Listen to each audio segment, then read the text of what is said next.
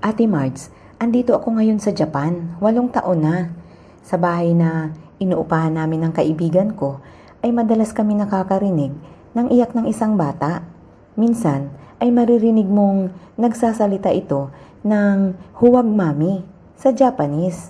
Pero yan ang ibig sabihin sa Tagalog nang tinanong namin ang isang Pinay na may asawang Hapon. Ang mga tenants na nakapaikot sa building ay parang sanay na at napapansin namin na kapag naririnig namin ang boses ng batang iyon, kinabukasan ay may mga kandila na sa likod ng building at may alay na pagkain at laruan hanggang sa pinakiusapan namin ang Pinay na may asawang Hapon na kausapin ang may-ari ng building kung ano ang nangyari. At ito nga ang kwento niya, Ate Margs. Bago naging apartment ang building namin, ay dati itong isang ordinaryong bahay na may nakatirang mag-asawa at 2 anak. Ang panganay ay si Akane, 5 taong gulang ito, nang magkaroon ng kapatid na si Hinata, isang 4 na buwang sanggol, parehong babae. Sa umpisa, full attention ang mama at papa ni Akane sa kanya lang. Halos araw-araw ay nasa park ito at binibili ang lahat ng gusto nito. Hindi naman ito spoiled. Matalinong bata si Akane. Pag sinabing wala, ay hindi ito namimilit. Sa murang edad nito na 5, kahit bata pa, ay madalas itong tumulong sa mama niya. Natutuwa naman ang mama niya. Kung ano ang nakikita nito sa kanya, ay iyon din ang gustong gawin ni Akane.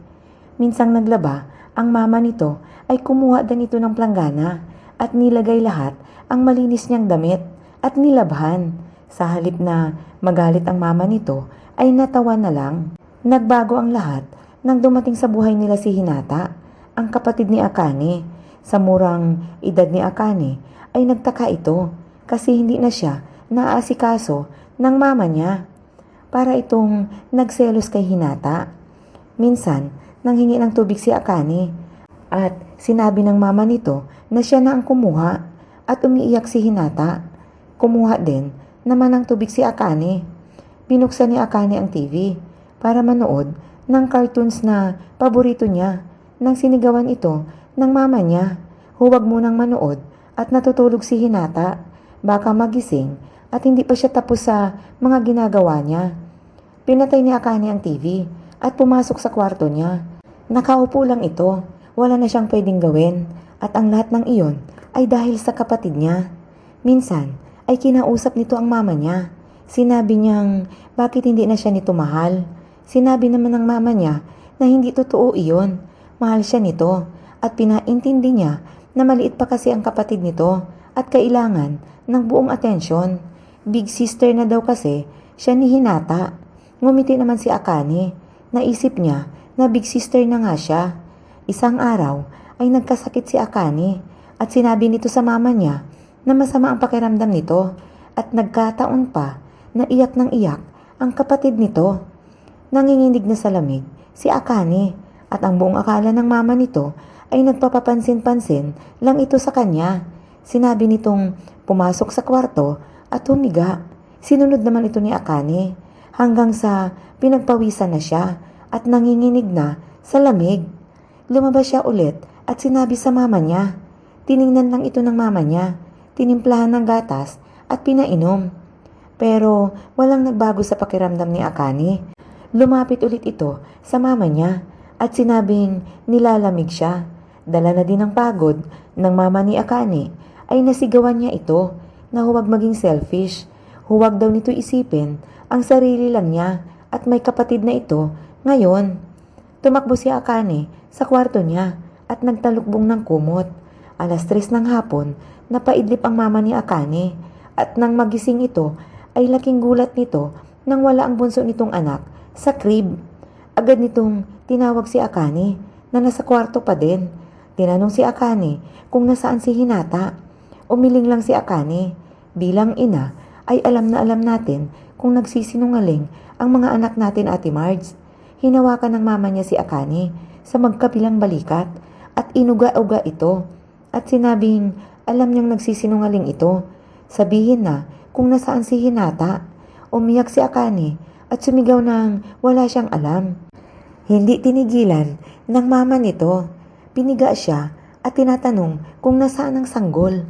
Biglang umiyak si Akane. Nagsabing, "Sorry, mami." Pagsalita ni Akane ng sorry ay nanilim na ang paningin nito. Nasampal niya ito. Sabihin na daw kung nasaan ang bata. Naituro naman ni Akane ang bintana ng bahay nila. Sinampal niya ulit si Akane at hindi sinasadyang hinawakan nito ang leeg ni Akane ng pahigpit ng pahigpit. Tanging nasabi ni Akane ay huwag mami, huwag mami. Tinigilan lang ito ng mama niya nang lumaylay na ang ulo ni Akane para namang nahuwasan ang mami nito. Ngunit huli na ang lahat. Nakaupo ito sa tabi ng katawan ni Akane nang biglang may kumatok. Pinunasan niya ang kanyang mga mata. Pagbukas niya ng pinto ay mukha ng kapitbahay nila. Hawak-hawak nito ang sanggol.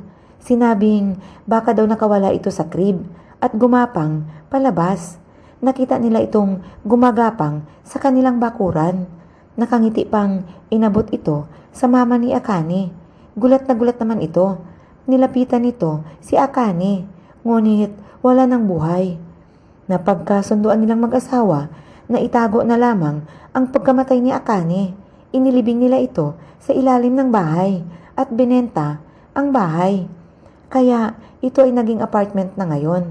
Pero halos gabi-gabi ay isang iyak ni Akane ang maririnig at ang sigaw nitong huwag mami.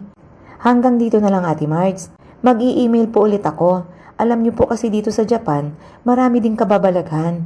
Gaya po ng may isang sundalo dito na namuhay siya ng normal na normal. Pero matagal na siyang patay. Ikikwento ko po ulit sa sunod. Mga tagapakinig, kung interesado kayo na marinig ang tungkol sa sundalong ito, mag-comment lang sa baba. Tawagin niyo na lang ako sa pangalang Katkat Ate Margs. I-share ko lang ang isa sa mga nangyari sa buhay ko. Hindi naman open ang third eye ko, pero malakas ang instinct ko or baka ang tamang tawag ay malakas ang spiritual senses ko. Sa sobrang dami ng gusto kong i-share ay isa-isahin ko muna. Sa umpisa ay hindi ko ito napapansin hanggang ibang tao ang nagsabi nito sa akin. Minsan kasi ay may nakasabay ako sa eskwelahan ng anak ko. Nag-meeting ang mga parents kasama ng kaklase ng anak ko, ang nanay niya at nagbatian kami. Kamustahan at tiningnan ko ang anak niya. Nasabi ko na ingatan mo ang anak mo kasi magkakasakit ito ng malubha. Hanggang isang araw ay may kumatok sa pintuan namin. Pinagtanong-tanong pala ng nanay na yun ang bahay namin at sinabi nitong nasa hospital ang anak nito at malubha. Umiiyak ito. Tinanong ako kung ano ang magandang gawin. Nasabi ko naman agad gagaling ito. At hindi pa naman malala ang damage ng bituka niya. Nagulat naman ito at sa bituka nga pala talaga ang sakit ng anak niya. Sabi ko, isabay na lang ang herbal sa gamot na bigay ng doktor. Wala namang masama sa herbal. Nagkalat iyon sa eskwela ng anak ko, Ate Margs. Kaya iniwasan ko na ang pumunta doon. Pero may mga pumupunta sa bahay na gustong magpagamot. Ang iba ay gustong magpahula. Natatawa ako. Hindi naman ako manggagamot at hindi rin manghuhula. Pumunta ako sa Manila. Dinalaw ko ang aking kapatid, Ate Margs. Nang pagdaan ko sa eskinita nila, nakita ko ang isang ali na nagbabantay ng tindahan. Pagpasok ko sa bahay ng kapatid ko, ay sinabi ko na ang tindera sa tindahan sa labasan ay hindi magtatagal. Nagalit ang ate ko. Sinabi kong kung ano-ano daw ang lumalabas sa bibig ko. Hanggang sa nakalimutan ko na iyon. Mga 2 linggo na ako sa probinsya nang tumawag ang ate ko, Ate Margs. Sinabi niya kung naaalala ko pa daw ba ang sinabi ko noon tungkol sa tindera. Sabi ko naman, oo, naaalala ko. Sabi niya, patay na daw ito. May leukemia pala ito na hindi lang pinagsasabi sa mga kapitbahay, maging sa customer ng tindahan nila. Inabahan din naman ako. Umupo ako at inisip ang mga nakaraang pangyayari sa buhay ko. Saka ko lang na-realize na karamihan pala sa naiisip ko noon ay nangyayari. Naging maingat na ako magmula noon. Dito ako ngayon sa Dubai, Ate Margs. Nagtatrabaho sa isang parlor, taga-gupit, taga-linis ng kuko. Naglilinis din ako ng buong parlor. At napaka-weird kasi kung noon, madalang kong nahuhulaan ng isang tao habang tumatagal ay halos napapadalas na ito. Nag-search ako sa social media kung anong tawag ng nangyayari sa akin. May mga nabasa ako na tugmang-tugma sa akin. Pero kung hindi naman daw pansinin, ay mawawala lang din ito. Kaya ang ginawa ko, hindi ko ito masyadong pinapansin. Hanggang sa isang gabi ay nanaginip ako ng isang babae. Umiiyak ito sa panaginip ko. Tinanong ko siya kung bakit ni hindi man lang ito tumingin sa akin. Nasa mukha nito ang mga kamay niya at umiiyak. Nagising ako na napakalamig sa paligid. Uminom ako ng tubig at nag-check ng mga email at message sa Messenger. Pagkatapos lamang ng 2 gabi ay napanaginipan ko ulit ang babae. May inabot ito sa akin na papel at nakita ko ang nakasulat, ang buong pangalan nito, pati apelyido. Tinanong ko siya kung ano ang gusto niyang gawin ko sa papel na yon. Bigla naman itong nawala. Hawak-hawak ko ang papel, ipinatong ko sa lamesa at natulog ulit ako. Sabado kinabukasan, kaya wala akong pasok. Hanggang sa naalala ko ang pangalan na nasa papel. Malaking tanong sa akin kung ano ang gagawin ko doon. Hanggang sa naisipan kong mag-search sa Facebook. Marami ang lumalabas na pangalan, mga bata pa. May isang profile na nakaagaw sa akin ng pansin at agad ko itong klinik.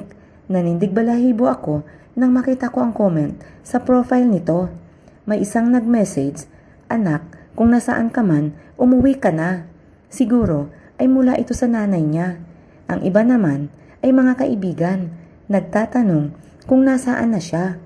Nagtatanong silang lahat. Siguro ay nawawala ang babaeng ito. Binaliwala ko ito. Back to normal ang buhay ko. Hanggang sa pag-uwi ko mula sa trabaho, pagpasok ko sa pinto ay natumba ang electric fan ko. Nasa pintuan pa lang ako. Kumuha ako ng pinggan para ilagay ko ang pagkaing binili ko sa daanan. Nang biglang nahulog ang pinggan, sa gitna ko naman ito inilagay. Humangin ng malakas at parang may konting ipoy-ipo sa loob ng kwarto ko. Alam ko na kung bakit. Sa halip na matulog, ay inumaga ako sa computer. Binuksan ko ulit ang profile ng pangalan na hawak ko. Chinat ko ang nanay na nag-comment sa ibaba ng profile. Nag-message ako kung nakita na ang anak nito. Sumagot naman nang hindi pa. Sinabi nitong pumasok sa eskwelahan at hindi na bumalik pa. Halos 5 buwan na ang nakaraan. Tinanong niya kung sino ako. Mahirap naman kasi ipaliwanag ang sitwasyon ko, Ate Margs. Sinabi ko na lang na panaginipan ko ang pangalan na yan. Sa panaginip ko ay isang babaeng umiiyak. Biglang tinawagan ako sa Messenger at nag-usap kami. Hindi ko naman siya makausap ng maayos kasi ang lakas ng iyak nito. Sinabi nitong kung napanaginipan ko daw ang anak niya, ibig sabihin ay patay na pala ito. Nasagot ko naman nang parang gano'n na nga. Marami pa kaming napag-usapan bago ako nagpaalam sa kanya. Kinabukasan, bago ako matulog, ay kinausap ko siya. Kung may makarinig lang sa akin, ay baka pag-isipan akong baliw. Wala naman kasi talaga akong kausap. Sinabi ko lang na kung ano man ang nangyari sa kanya ay pwede niyang ipaalam sa akin sa panaginip or pwede siyang magpakita sa akin. Sa dami na kasi nang na-experience ko, hindi na ako takot sa multo. Panay naman ang message sa akin ng nanay niya kung may balita. Wala pa naman ni hindi ko siya napanaginipan ulit.